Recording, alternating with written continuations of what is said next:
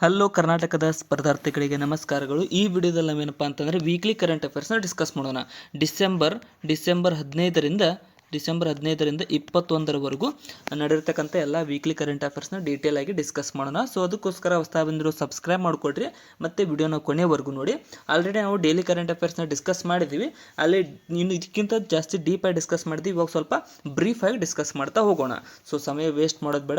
ಮತ್ತು weekly current affairs ಇರುತ್ತಲ್ಲ, ಪ್ರತಿ ವಾರದ ಸಂಡೇದಂದು ಬರ್ತಾ ಇರುತ್ತೆ, ಅದನ್ನು ನೋಡ್ತಾ ಇರಿ. ಸೊ ಇಲ್ಲೇನಿದೆ ನೋಡಿ, ಅಂತಾರಾಷ್ಟ್ರೀಯ ಚಹಾ ದಿವಸ್, ಅಂತಾರಾಷ್ಟ್ರೀಯ ಟೀ ಡೇ ಅಂತ ಯಾವ ದಿನ ಆಚರಿಸುತ್ತೇವೆ ಅಂತ ಅಂದರೆ ಡಿಸೆಂಬರ್ 15 ಅಂತಾರಾಷ್ಟ್ರೀಯ ಚಹಾ ದಿವಸ ಅಂತ ಆಚರಿಸಲಾಗುತ್ತದೆ ಪ್ರತಿ ವರ್ಷದಂದು. ನೆಕ್ಸ್ಟ್, ಸಂವಿಧಾನದ ಯಾವ ವಿಧಿ ಅಡಿಯಲ್ಲಿ ತನ್ನ ಅಧಿಕಾರವನ್ನು ಬಳಸಿಕೊಂಡು ಸುಪ್ರೀಂ ಕೋರ್ಟ್ ಮಹಿಳಾ ಸೇನಾ ಅಧಿಕಾರಿಗೆ ಶಾಶ್ವತ ಆಯೋಗವನ್ನು ನೀಡಿದೆ ಅಂತ ಕೇಳಿದ್ದಾರೆ. ಸೊ ಸೇನೆಯಲ್ಲಿರ್ತಕ್ಕಂಥ ಮಹಿಳೆಯರಿಗಾಗಿ ಒಂದು ಶಾಶ್ವತ ಆಯೋಗವನ್ನು ರಚಿಸಿದೆ ಸುಪ್ರೀಂ ಕೋರ್ಟು. ಯಾವ ಆರ್ಟಿಕಲನ್ನು ಬಳಸಿಕೊಂಡು ರಚಿಸಿದೆ ಅಂತ ಅಂದರೆ ಇದು ಆರ್ಟಿಕಲ್ 142 ಅಂದರೆ ಆಪ್ಷನ್ ಎ ಸರಿಯಾಗುತ್ತೆ. ಲೇಖನ 142ರ ಮೂಲಕ ಈ ಒಂದು ಮಹಿಳೆಯರಿಗಾಗಿ ಸೇನೆಯಲ್ಲಿರ್ತಕ್ಕಂಥ ಸೇನಾ ಅಧಿಕಾರಿಗಳಿಗೆ ಶಾಶ್ವತ ಆಯೋಗವನ್ನು ರಚಿಸಿರ್ತಕ್ಕಂಥದ್ದು. ತುಂಬ ಸುದ್ದಿಯಲ್ಲಿ ಕೂಡ ಇತ್ತು ಇದು. ನೆಕ್ಸ್ಟ್, ಯಾವ ರಾಜ್ಯದಲ್ಲಿ 5,000ಕ್ಕೂ ಹೆಚ್ಚು ಭಕ್ತರು ಭಗವದ್ಗೀತೆಯನ್ನು ಪಠಿಸಿ ಗಿನ್ನಿಸ್ ದಾಖಲೆ ನಿರ್ಮಾಣ ಮಾಡಿದ್ದಾರೆ ಅಂತ ಕೇಳಿದ್ದಾರೆ. ಸೊ ಇದು ಯಾವ ರಾಜ್ಯದಲ್ಲಿ ಅಂತಂದರೆ ಇದು ಮಾಡಿರ್ತಕ್ಕಂಥದ್ದು ಆಪ್ಷನ್ ಸಿ, ಮಧ್ಯಪ್ರದೇಶ ರಾಜ್ಯದಲ್ಲಿ. 5,000ಕ್ಕೂ ಹೆಚ್ಚು ಭಕ್ತರು ಒಂದೇ ಸ್ಥಳದಲ್ಲಿ ಒಂದು ಭಗವದ್ಗೀತೆಯನ್ನು ಪಠಿಸುವ ಮೂಲಕ ಗಿನ್ನಿಸ್ ದಾಖಲೆಯನ್ನು ನಿರ್ಮಿಸಿದ್ದಾರೆ. ನೆಕ್ಸ್ಟ್, 2024ರ ವಿಶ್ವ ಚೆಸ್ ಚಾಂಪಿಯನ್ಶಿಪ್ ಅನ್ನು ಗೆದ್ದಂತಹ ಅತ್ಯಂತ ಕಿರಿಯ ವ್ಯಕ್ತಿ ಯಾರು ಅಂತ ಕೇಳಿದ್ದಾರೆ. ಸೊ 17ನೇ ವಯಸ್ಸಿಗೆ ಡಿ ಗುಕೇಶ್ ರವರು ಈ ಒಂದು 2024ರ ವಿಶ್ವ ಚೆಸ್ ಚಾಂಪಿಯನ್ಶಿಪ್ ಅನ್ನು ಗೆಲ್ಲುವ ಮೂಲಕ ದಾಖಲೆಯನ್ನು ನಿರ್ಮಿಸಿದ್ದಾರೆ. ನೆಕ್ಸ್ಟ್ ನೋಡ್ರಿ, ವಿಶ್ವದ ಅತ್ಯಂತ ಚೆಸ್ ಚಾಂಪಿಯನ್ ಯಾರಪ್ಪ ಅಂತಂದರೆ ಡಿ ಗುಕೇಶ್ ರವರು, 18 ವರ್ಷದವರು. ಇವರು ತಮಿಳುನಾಡಿನ ರಾಜ್ಯದವರು. ನೆಕ್ಸ್ಟ್, ಭಾರತೀಯ ಚಿತ್ರರಂಗದ ಇತಿಹಾಸದಲ್ಲಿ ವೇಗವಾಗಿ 1,000 ಕೋಟಿ ರು ಕ್ಲಬ್ ಅನ್ನು ಸೇರಿದಂತಹ ಮೊದಲ ಭಾರತೀಯ ಚಿತ್ರವಾಗಿ ಯಾವ ಚಿತ್ರ ಪಾತ್ರವಾಗಿದೆ ಅಂತ ಕೇಳಿದ್ದಾರೆ. ಸೊ ಯಾವುದಪ್ಪ ಅಂತಂದರೆ ಪುಷ್ಪ 2 ಇದೆಯಲ್ಲ, ಸೊ ಇದು ವೇಗವಾಗಿ ಅಂದರೆ 1,000 ಕೋಟಿ ಗಳಿಸುವಲ್ಲಿ ಅತ್ಯಂತ ವೇಗವಾಗಿ ಗಳಿಸಿರ್ತಕ್ಕಂಥ ಚಲನಚಿತ್ರವಾಗಿ ಒಂದು ರೆಕಾರ್ಡನ್ನು ನಿರೂಪಿಸಿದೆ ನಮ್ಮ ದೇಶದಲ್ಲಿದು. ನೆಕ್ಸ್ಟ್,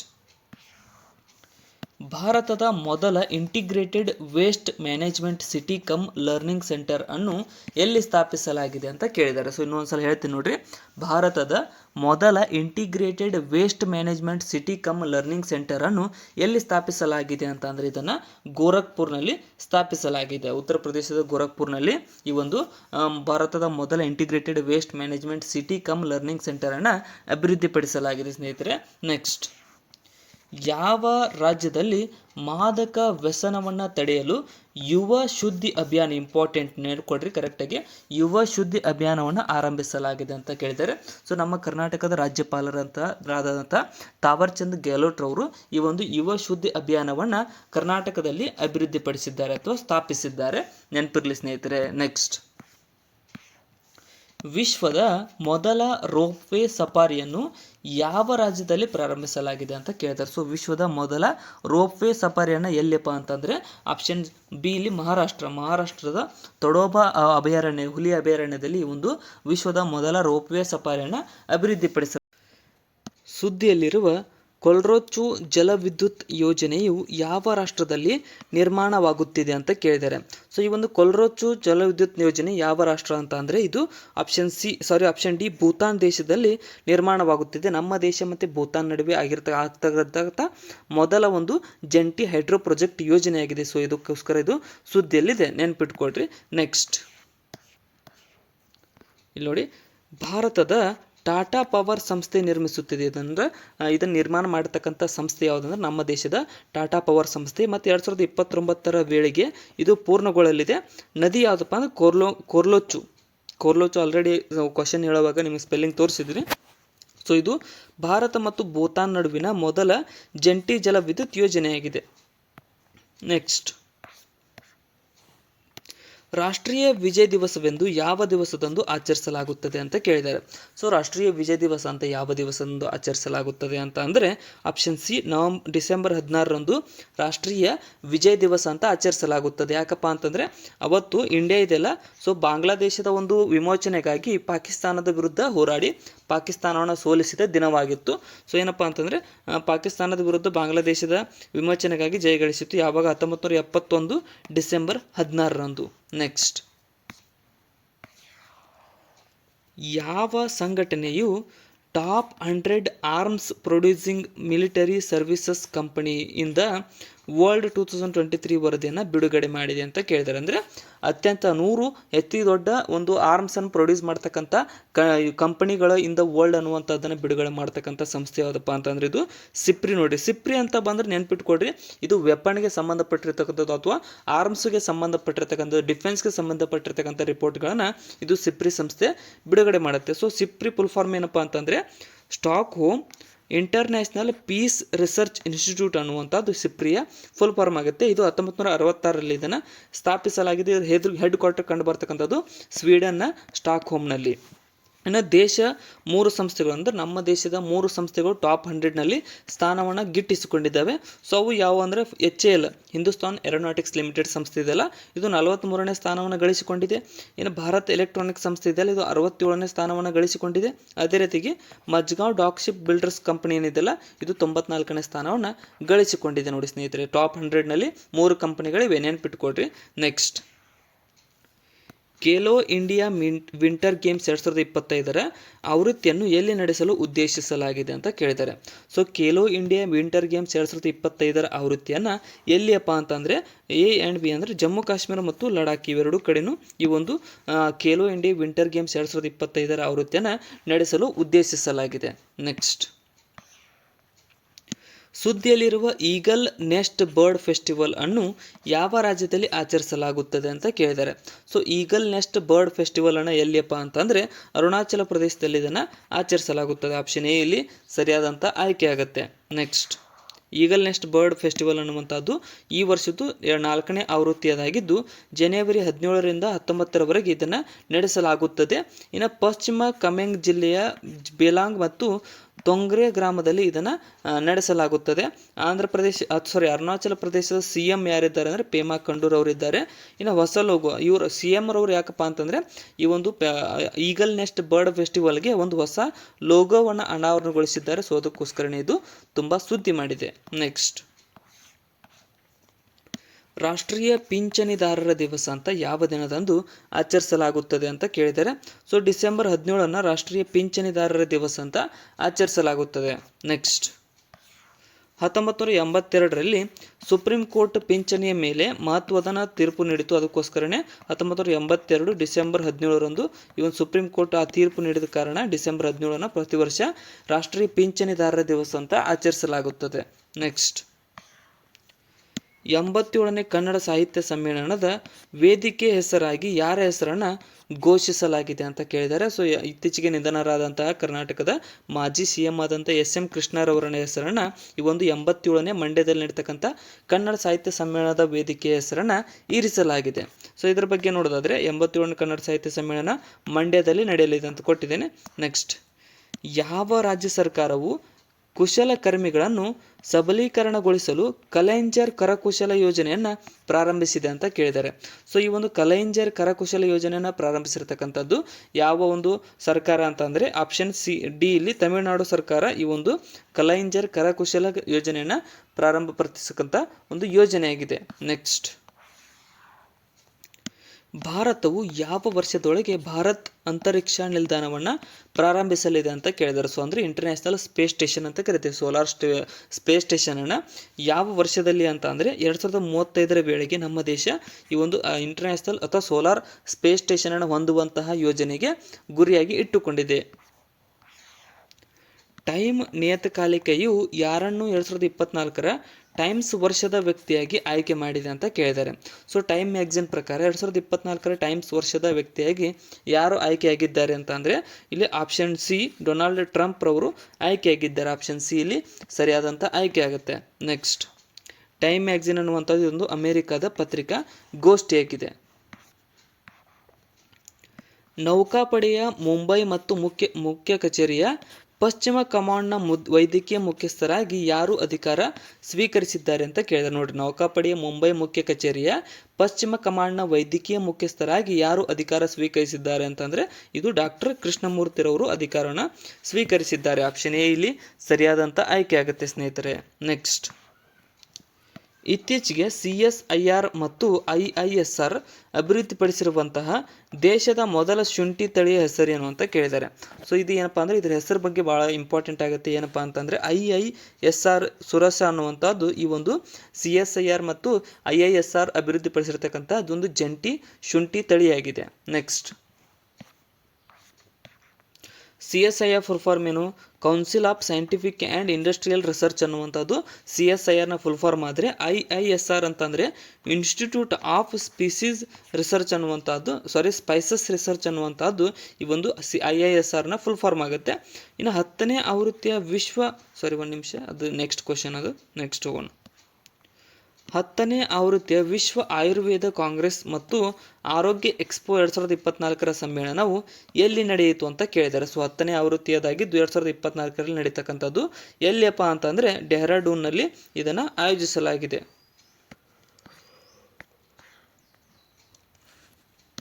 ರಾಷ್ಟ್ರೀಯ ವಲಸಿಗಾರರ ದಿವಸ ಅಂತ ಯಾವ ದಿನದಂದು ಆಚರಿಸಲಾಗುತ್ತದೆ ಅಂತ ಕೇಳಿದರೆ ಸೊ ಮೈಗ್ರೆಂಟ್ಸ್ ಡೇ ಅಂತ ಯಾವ ದಿನ ಅಂತ ಡಿಸೆಂಬರ್ 18 ಆಚರಿಸಲಾಗುತ್ತದೆ ರಾಷ್ಟ್ರೀಯ ವಲಸಿಗಾರರ ದಿವಸ ಅಂತ.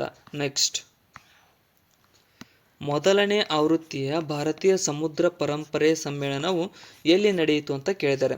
So first maritime heritage conclave ಅನ್ನುವಂಥದ್ದು ಎಲ್ಲಿ ನಡೆದಿದೆ ಅಂತ ಅಂದ್ರೆ ಇದು ನವದೆಹಲಿಯಲ್ಲಿ ನಡೆಸಲಾಗಿದೆ. ಆಪ್ಷನ್ ಬಿ ಇಲ್ಲಿ ಸರಿಯಾದಂಥ ಆಯ್ಕೆ ಆಗುತ್ತೆ.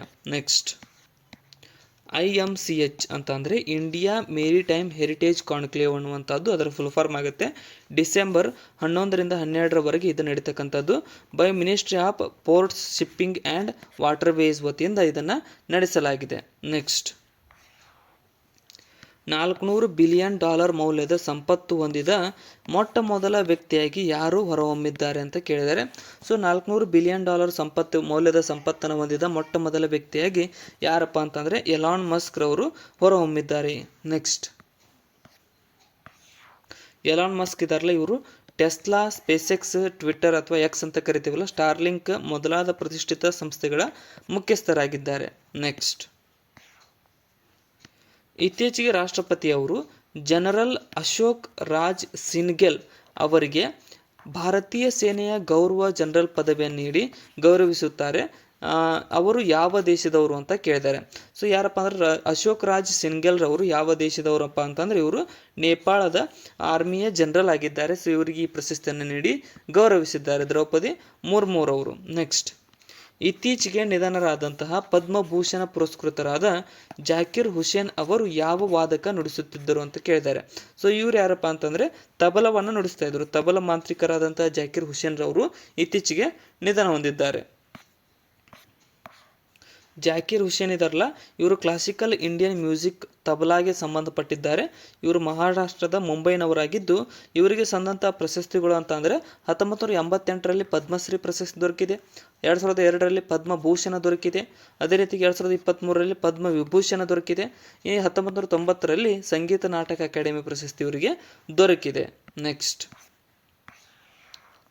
2024-25ನೇ ಸಾಲಿನ ಸೈಯದ್ ಮುಸ್ತಾಕ್ ಅಲಿ ಟ್ರೋಫಿಯನ್ನು ಯಾವ ತಂಡ ಗೆದ್ದಿದೆ ಅಂತ ಕೇಳಿದ್ದಾರೆ. ಸೊ ಸೈಯದ್ ಮುಸ್ತಾಕ್ ಅಲಿ ಟ್ರೋಫಿಯನ್ನು ಗೆದ್ದಿರ್ತಕ್ಕಂಥದ್ದು ಮುಂಬೈ ತಂಡ ಗೆದ್ದಿರ್ತಕ್ಕಂಥದ್ದು. ಇದು ಕ್ರಿಕೆಟ್ಗೆ ಸಂಬಂಧಪಟ್ಟಿರ್ತಕ್ಕಂಥ T20 ಟೂರ್ನಮೆಂಟ್ ಆಗುತ್ತೆ. ಇದರಲ್ಲಿ ಗೆದ್ದಿರ್ತಕ್ಕಂಥದ್ದು ಮುಂಬೈ ತಂಡ. ಇನ್ನು Syed Mushtaq Ali trophy 2024-25 T20 tournament ಆಗಿದ್ದು ಇದರಲ್ಲಿ ಫೈನಲ್ನಲ್ಲಿ ಸೋತಿರ್ತಕ್ಕಂಥದ್ದು ಮಧ್ಯಪ್ರದೇಶ ಸೋತಿದೆ ಫೈನಲ್ನಲ್ಲಿ. ಅದೇ ರೀತಿಗೆ ಪ್ಲೇಯರ್ ಆಫ್ ದಿ ಸಿರೀಸ್ ಯಾರಪ್ಪ ಅಂತಂದರೆ ಅಜಿಂಕ್ಯ ರಹಾನೆರವರು ಎಷ್ಟು 469 ರನ್ಗಳನ್ನು ಸಿಡಿಸುವ ಮೂಲಕ ಅವರು ಪ್ಲೇಯರ್ ಆಫ್ ದಿ ಸಿರೀಸ್ ಅನಿಸ್ಕೊಂಡಿದ್ದಾರೆ. ಮತ್ತು ಫೈನಲ್ ಏನಪ್ಪ ಅಂದರೆ ಚಿನ್ನಸ್ವಾಮಿ ಕ್ರೀಡಾಂಗಣದಲ್ಲಿ ಇದು ನಡೆದಿತ್ತು. ಗೋವಾ, ದಮಣ್ ಮತ್ತು ದಿಯು ವಿಮುಕ್ತಿ ದಿವಸ ಯಾವ ದಿನದಂದು ಆಚರಿಸಲಾಗುತ್ತದೆ ಅಂತ ಕೇಳಿದ್ದಾರೆ. ಸೊ ಗೋವಾ, ದಮಣ್ ಮತ್ತು ದಿಯು ಅನ್ನುವಂಥ ರಾಜ್ಯಗಳ ಅಥವಾ ಕೇಂದ್ರಾಡಳಿತ ಪ್ರದೇಶಗಳ ವಿಮುಕ್ತಿ ದಿವಸ ಅಂತ ಯಾವ ದಿನ ಅಂತಂದರೆ ಡಿಸೆಂಬರ್ 19ರಂದು ಆಚರಿಸಲಾಗುತ್ತದೆ. ನೆಕ್ಸ್ಟ್, ಯಾಕೆ ಆಚರಿಸ್ತೀವಿ ಅಂದರೆ 1961 ಡಿಸೆಂಬರ್ 19ರಂದು ಏನಾಯಿತು ಅಂದರೆ ಗೋವಾ ದಮನ್ ದಿಯು ಅನ್ನು ಪೋರ್ಚುಗೀಸರಿಂದ ವಿಮುಕ್ತಗೊಳಿಸಿ ಯೂನಿಯನ್ ಟೆರಿಟರಿಯಾಗಿ ಮಾಡಲಾಯಿತು. ಸೊ ಅದಕ್ಕೋಸ್ಕರನೇ ಆ ದಿನವನ್ನು ಆಚರಿಸಲಾಗುತ್ತೆ ವಿಮುಕ್ತಿ ದಿವಸ ಅಂತ. 1987ರವರೆಗೆ ಗೋವಾ ಯೂನಿಯನ್ ಟೆರಿಟರಿ ಆಗಿತ್ತು. ಆವಾಗ 1987ರಲ್ಲಿ ಅದಕ್ಕೆ ರಾಜ್ಯದ ಸ್ಥಾನಮಾನವನ್ನು ನೀಡಲಾಯಿತು. ದೇಶದ ಮೊದಲ ಡಯಾಬಿಟಿಸ್ ಬಯೋ ಬ್ಯಾಂಕನ್ನು ಎಲ್ಲಿ ಸ್ಥಾಪಿಸಲಾಗಿದೆ ಅಂತ ಕೇಳಿದ್ದಾರೆ. ಸೊ ನಮ್ಮ ದೇಶದ ಮೊದಲ ಒಂದು ಡಯಾಬಿಟಿಸ್ ಬಯೋ ಬ್ಯಾಂಕನ್ನು ಎಲ್ಲಿಪ್ಪ ಅಂತಂದರೆ ಆಪ್ಷನ್ ಸಿ ಚೆನ್ನೈನಲ್ಲಿ ಸ್ಥಾಪಿಸಲಾಗಿದೆ. ನೆಕ್ಸ್ಟ್,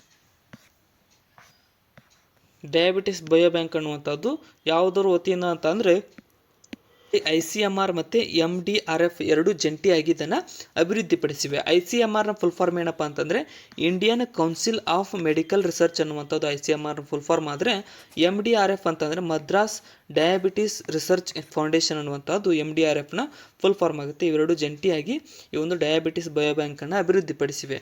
ನೆಕ್ಸ್ಟ್, ಯಾವ ಆಟಗಾರ್ತಿಯು ಒಂದೇ ವರ್ಷದಲ್ಲಿ 4 ಶತಕಗಳನ್ನು ODI ಫಾರ್ಮ್ಯಾಟ್ನಲ್ಲಿ ಬಾರಿಸುವ ಮೂಲಕ ದಾಖಲೆಯನ್ನು ನಿರ್ಮಿಸಿದ್ದಾರೆ ಅಂತ ಕೇಳಿದ್ದಾರೆ. ಸೊ ಇವ್ರು ಯಾರಪ್ಪ ಅಂತಂದರೆ ಸ್ಮಿತಿ ಮಂದನರವ್ರು ಏನಿದಾರಲ್ಲ, ಇವರು ಈ ಒಂದೇ ವರ್ಷದಲ್ಲಿ 4 ODI ಸೆಂಚುರಿಗಳನ್ನು ಬಾರಿಸುವ ಮೂಲಕ ದಾಖಲೆಯನ್ನು ನಿರ್ಮಿಸಿದ್ದಾರೆ. RBI ದೇಶದಲ್ಲಿ ಆಧಾರ್ ರಹಿತ ಕೃಷಿ ಸಾಲದ ಮಿತಿಯನ್ನು 1.6 ಲಕ್ಷದಿಂದ ಎಷ್ಟಕ್ಕೆ ಹೆಚ್ಚಿಸಿದೆ ಅಂತ ಕೇಳಿದ್ದಾರೆ. ಸೊ RBI ಇದೆಯಲ್ಲ, ಇದು ದೇಶದಲ್ಲಿ ಆಧಾರ್ ರಹಿತ ಕೃಷಿ ಸಾಲದ ಮಿತಿಯನ್ನು 1.6 ಲಕ್ಷದಿಂದ 2 ಲಕ್ಷಕ್ಕೆ ಹೆಚ್ಚಿಸಿದೆ. ಆಪ್ಷನ್ ಬಿ ಇಲ್ಲಿ ಸರಿಯಾಗುತ್ತೆ. ವಿಶ್ವದ ಅತಿ ಉದ್ದದ ಮತ್ತು ಆಳವಾದ ಅಂಡರ್ ವಾಟರ್ ರಸ್ತೆ ಸುರಂಗವನ್ನು ಯಾವ ದೇಶದಲ್ಲಿ ನಿರ್ಮಿಸಲಾಗುತ್ತಿದೆ ಅಂತ ಕೇಳಿದ್ದಾರೆ. ಸೊ ವಿಶ್ವದ ಅತ್ಯಂತ ಉದ್ದದ ಮತ್ತು ಆಳವಾದ ಅಂಡರ್ ವಾಟರ್ ರಸ್ತೆ ಸುರಂಗವನ್ನು ಎಲ್ಲಿಯಪ್ಪ ಅಂತಂದರೆ ಇಲ್ಲಿ ಸರಿಯಾಗಿರ್ತಕ್ಕಂಥ ಉತ್ತರ ಆಪ್ಷನ್ ಬಿ ನಾರ್ವೆಯಲ್ಲಿ ಲಾಗುತ್ತದೆ ಅಂತ ಹೇಳಿದ್ದಾರೆ. ಸೊ ಇದು ನೋಡಿದರೆ 1300 ಅಡಿ ಸಮುದ್ರದ ಕೆಳಗೆ ಹೋಗ್ತಾರೆ.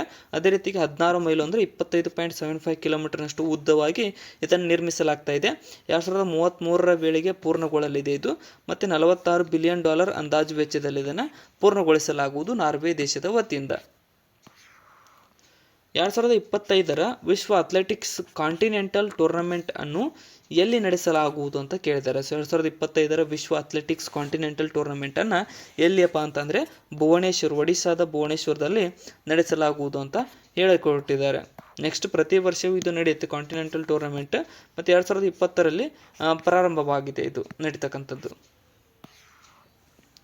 ರಾಷ್ಟ್ರೀಯ ಶಕ್ತಿ ಸಂರಕ್ಷಣಾ ಸೂಚ್ಯಂಕದಲ್ಲಿ ಯಾವ ರಾಜ್ಯಕ್ಕೆ ಪ್ರಥಮ ಸ್ಥಾನ ದೊರೆತಿದೆ ಅಂತ ಕೇಳಿದ್ದಾರೆ. ಸೊ ರಾಷ್ಟ್ರೀಯ ಶಕ್ತಿ ಸಂರಕ್ಷಣಾ ಸೂಚ್ಯಂಕದಲ್ಲಿ ಪ್ರಥಮ ಸ್ಥಾನ ದೊರೆತಿರ್ತಕ್ಕಂಥದ್ದು ಯಾವುದಕ್ಕೆ ಅಂತ ಮಹಾರಾಷ್ಟ್ರ ರಾಜ್ಯಕ್ಕೆ ದೊರಕಿದೆ. ಆಪ್ಷನ್ ಸಿ ಇಲ್ಲಿ ಸರಿಯಾದಂಥ ಆಯ್ಕೆ ಆಗುತ್ತೆ.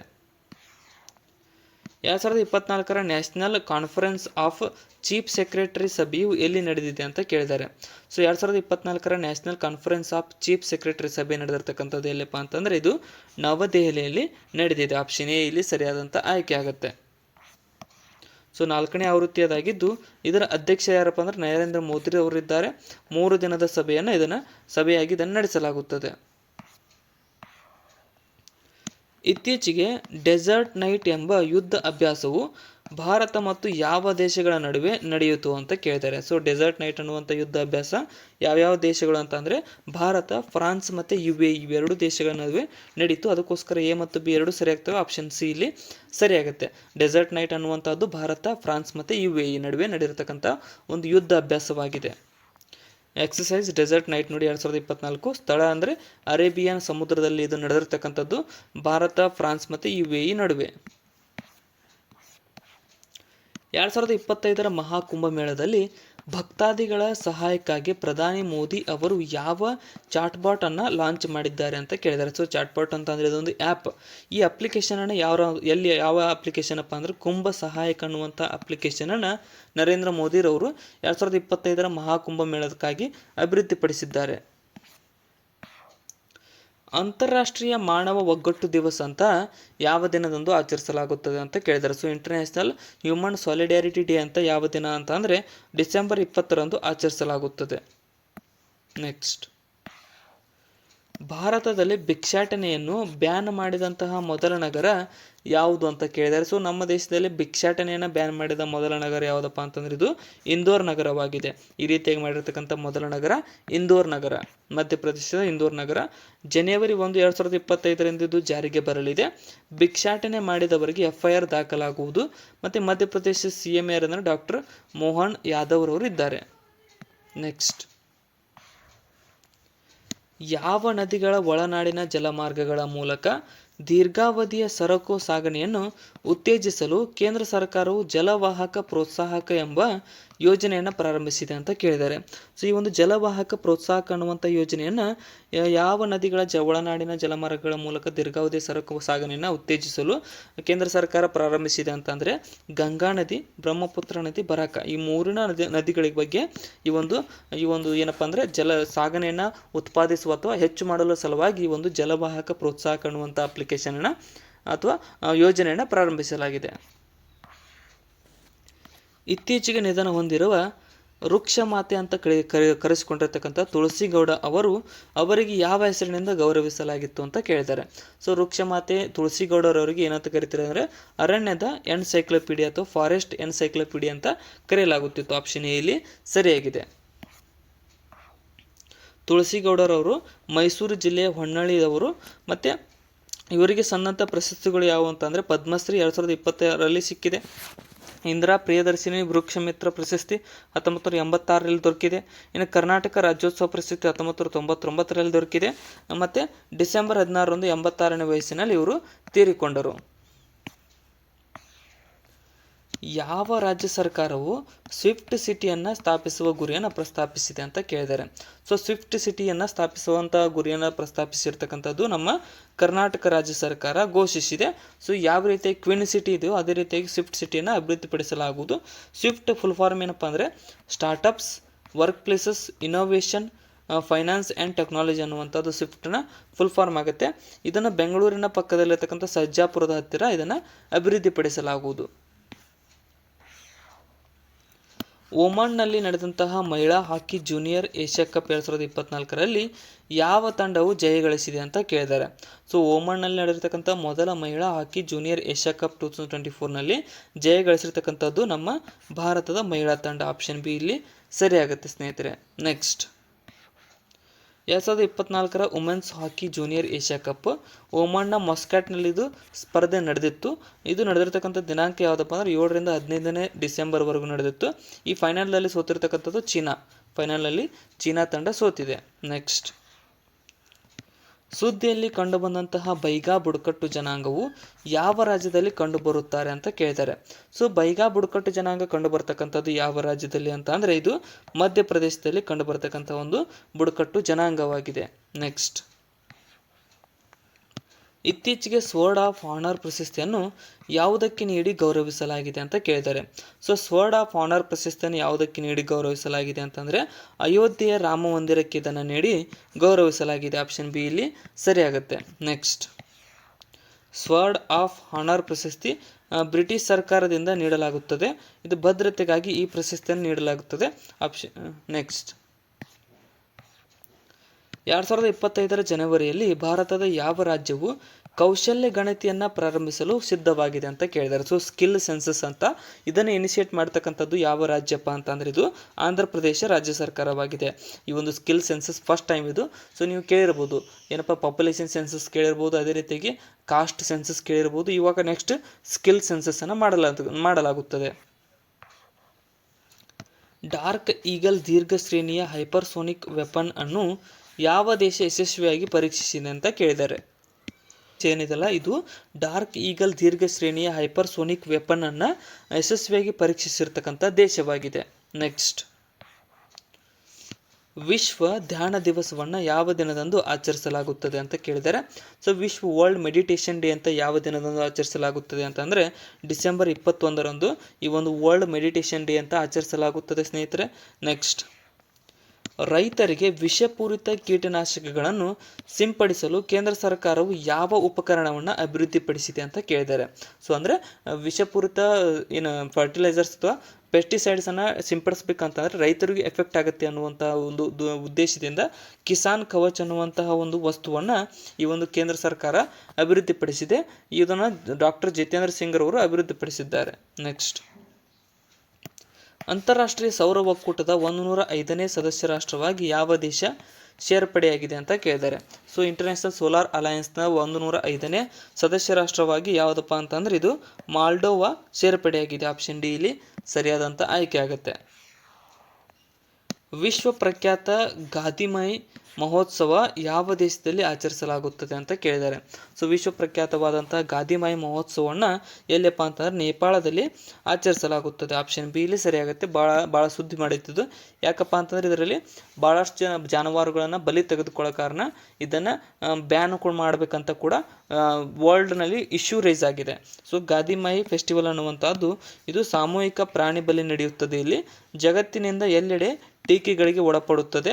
ಎಲ್ಲ ಥರದ ಪ್ರಾಣಿಗಳನ್ನು ಇಲ್ಲಿ ಕೊಲ್ಲಲಾಗುತ್ತದೆ. ಅಂದರೆ 2,50,000 ಪ್ರಾಣಿಗಳನ್ನು ಹೋದ ಸಲ ಕೊಂದುಬಿಟ್ರು. ಸೊ ಅದಕ್ಕೋಸ್ಕರನೇ ಇದ್ರ ಮೇಲೆ ಹಿಂಸಾತ್ಮಕ ಅಥವಾ ಬ್ಲಡಿಯೆಸ್ಟ್ ಫೆಸ್ಟಿವಲ್ ಅಂತ ಕೂಡ ಕರೀತಾರೆ ಇದನ್ನು. I have the streets a Kutty cricket story ಇದು ಯಾರ ಜೀವನ ಚರಿತ್ರೆಯಾಗಿದೆ ಅಂತ ಕೇಳಿದ್ದಾರೆ. ಸೊ ಇದು ಆರ್ ಅಶ್ವಿನ್ ರವರ ಜೀವನ ಚರಿತ್ರೆಯಾಗಿದೆ.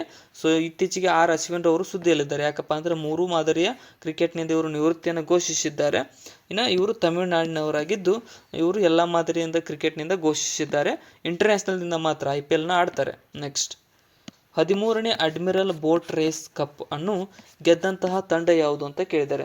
ಸೊ 13ನೇ ಅಡ್ಮಿರಲ್ ಬೋಟ್ ರೇಸನ್ನು ಗೆದ್ದಿರ್ತಕ್ಕಂಥ ತಂಡ ಯಾವುದಪ್ಪ ಅಂತಂದ್ರೆ ಇದು ರಷ್ಯಾ ತಂಡ ಗೆದ್ದಿದೆ. ಇಂಡಿಯನ್ ನೇವಲ್ ಅಕಾಡೆಮಿ ಇದನ್ನು ನಡೆಸ್ತಕ್ಕಂಥದ್ದು. ಸೊ ಇದರಲ್ಲಿ ಗೆದ್ದಿರ್ತಕ್ಕಂಥದ್ದು ರಷ್ಯಾ ಗೆದ್ದಿದೆ. ನೋಡ್ರಿ, ಅಡ್ಮಿರಲ್ ಕಪ್ 2024 13ನೇ ಆವೃತ್ತಿಯಾಗಿದ್ದು ಭಾರತೀಯ ನೇವಿ ವತಿಯಿಂದ ಇದನ್ನು ನಡೆಸಲಾಗುತ್ತದೆ. ಮತ್ತು ಕೇರಳದ ಎತ್ತಿಕುಲಂ ಬೀಚ್ನಲ್ಲಿ ಇದನ್ನು ನಡೆಸಲಾಗಿತ್ತು. ದೇಶದಲ್ಲಿ ಸೈಬರ್ ಕ್ರೈಮ್ಗೆ ಪ್ರತ್ಯೇಕ DGP ಹುದ್ದೆ ಸೃಷ್ಟಿಸಿದಂತಹ ರಾಜ್ಯವಾಗಿ ಯಾವ ರಾಜ್ಯ ಹೊರಹೊಮ್ಮಿದೆ ಅಂತ ಕೇಳಿದ್ದಾರೆ. ಸೊ ಸೈಬರ್ ಕ್ರೈಮ್ಗೆ ಯಾವುದೇ ಒಂದು ರಾಜ್ಯದಲ್ಲಿ ಈ ಒಂದು ಪ್ರತ್ಯೇಕ ಡೈರೆಕ್ಟರ್ ಜನರಲ್ ಪೊಲೀಸ್ ಇರಲಿಲ್ಲ. ಸೊ ಅದಕ್ಕೋಸ್ಕರ ಇದನ್ನು ಫಸ್ಟ್ ಟೈಮ್ ಮಾಡಿದ್ದಾರೆ. ಅದು ನಮ್ಮ ಕರ್ನಾಟಕ ರಾಜ್ಯ ಇದನ್ನು ಅಭಿವೃದ್ಧಿಪಡಿಸಿರ್ತಕ್ಕಂಥದ್ದು. ನೆಕ್ಸ್ಟ್, ಬೆಂಗಳೂರಿನಲ್ಲಿ ಮಹಿಳೆಯರಿಗಾಗಿ ಮೋಟೋ ವುಮೆನ್ ಎಂಬ ಬೈಕ್ ಟ್ಯಾಕ್ಸಿಗಳನ್ನು ಯಾವ ಕಂಪನಿ ಅಭಿವೃದ್ಧಿಪಡಿಸಿದೆ ಅಂತ ಕೇಳಿದ್ದಾರೆ. ಸೊ ಯಾವ ಕಂಪನಿಯಪ್ಪ ಅಂತಂದ್ರೆ ಇದು ಊಬರ್ ಕಂಪನಿ ಏನಿದೆಯಲ್ಲ, ಇದು ಬೆಂಗಳೂರಿನಲ್ಲಿ ಮಹಿಳೆಯರಿಗಾಗಿ ಮೋಟೋ ವುಮೆನ್ ಅನ್ನುವಂತಹ ಬೈಕ್ ಟ್ಯಾಕ್ಸಿಯನ್ನು ಅಭಿವೃದ್ಧಿಪಡಿಸಿರ್ತಕ್ಕಂಥ ಸಂಸ್ಥೆಯಾಗಿದೆ. ಗಿನ್ನಿಸ್ ದಾಖಲೆ ನಿರ್ಮಿಸಿದಂತಹ 100ನೇ ತಾನ್ಸೇನ್ ಸಂಗೀತ ಉತ್ಸವವನ್ನು ಎಲ್ಲಿ ನಡೆಸಲಾಯಿತು ಅಂತ ಕೇಳಿದ್ದಾರೆ. ಸೊ 100ನೇ ತಾನ್ಸೇನ್ ಒಂದು ಸಂಗೀತ ಉತ್ಸವವನ್ನು ಎಲ್ಲಿ ನಡೆಸಲಾಯಿತು ಅಂತ ಅಂದ್ರೆ ಇದನ್ನು ಎಲ್ಲಪ್ಪ ಅಂತಂದ್ರೆ ಗ್ವಾಲಿಯರ್ನಲ್ಲಿ ಇದನ್ನು ನಡೆಸಲಾಗಿದೆ. ಇದು ಗಿನ್ನಿಸ್ ದಾಖಲೆಯನ್ನು ಕೂಡ ನಿರ್ಮಿಸಿದೆ. ಇದರಲ್ಲಿ ಎದಕ್ಕೆ ಗಿನ್ನಿಸ್ ದಾಖಲೆ ಅಂತಂದ್ರೆ 536 ಕಲಾವಿದರು ಒಂದೇ ಸಮಯದಲ್ಲಿ ಕಲಾ ಪ್ರದರ್ಶನ ಮಾಡಿ ಗಿನ್ನಿಸ್ ದಾಖಲೆಯನ್ನು ಇದರಲ್ಲಿ ನಿರ್ಮಿಸಿದ್ದಾರೆ. ಸೊ ಅದಕ್ಕೋಸ್ಕರ ಇದು ಸುದ್ದಿಯಲ್ಲಿದೆ. ಸೊ ಇಲ್ಲಿಗೆ ಈ ವಾರದ ಕರೆಂಟ್ ಅಫೇರ್ಸ್ MCQ ಮುಕ್ತಾಯಗೊಂಡಿದ್ದಾವೆ. ಕೊನೆವರೆಗೂ ನೋಡಿದ್ದಕ್ಕೆ ಎಲ್ಲರೂ ಧನ್ಯವಾದಗಳು. ವಿಡಿಯೋನ ನಿಮ್ಮ ಫ್ರೆಂಡ್ಸ್ಗೆ ಶೇರ್ ಮಾಡಿ, ಸಬ್ಸ್ಕ್ರೈಬ್ ಮಾಡಿಕೊಟ್ರಿ, ಮತ್ತು ಡಿಸ್ಕ್ರಿಪ್ಷನ್ ಇರತಕ್ಕಂಥ ನಮ್ಮ ಚಾನಲ್ನ ಲಿಂಕನ್ನು ಕೂಡ ಫಾಲೋ ಮಾಡಿಕೊಡ್ರಿ. ಡೈಲಿ ಬರ್ತಾ ಇರತಕ್ಕಂಥ ಕರೆಂಟ್ ಅಫೇರ್ಸ್ನ ಕೂಡ ನೋಡ್ತಾ ಇರಿ. Thank you so much.